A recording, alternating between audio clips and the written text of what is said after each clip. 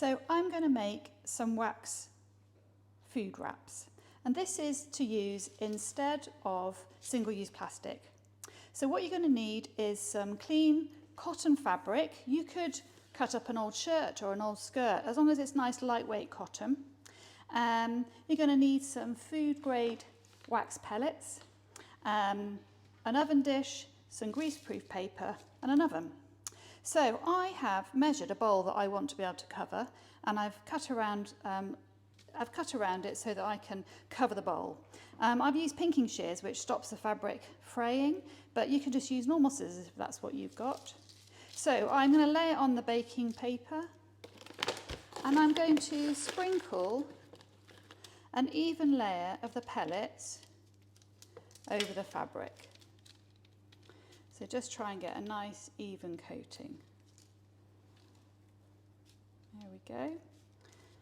And obviously the wax will melt and go into all the fibres and spread out, so you don't need to put loads. And once that's prepared, I've got my oven on a low temperature, between 80 and 100 degrees. Using my oven gloves, I'm going to pop that in and leave it in there for 3 to 5 minutes whilst the wax melts.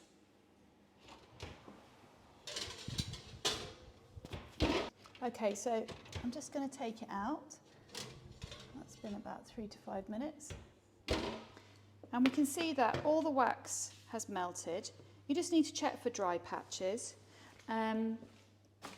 If there's any dry patches, you can add a few more pellets of wax. You can also use a silicone brush that you might have in your kitchen. You can spread a bit of the wet wax around to any dry areas you see. So it dries very quickly, and being careful with your fingers, you can just transfer this now to another piece of greaseproof paper to cool down. And that won't take very long at all, just a couple of minutes or so. So this is dried now, and I'm going to place it over this bowl of cheese that I want to keep fresh in the fridge. So the warmth of your hands will mould the wax so that it can stay over the bowl. Just heats the wax up so you can mould the fabric easily. And you could secure it with an elastic band or something if you needed to as well. There we go.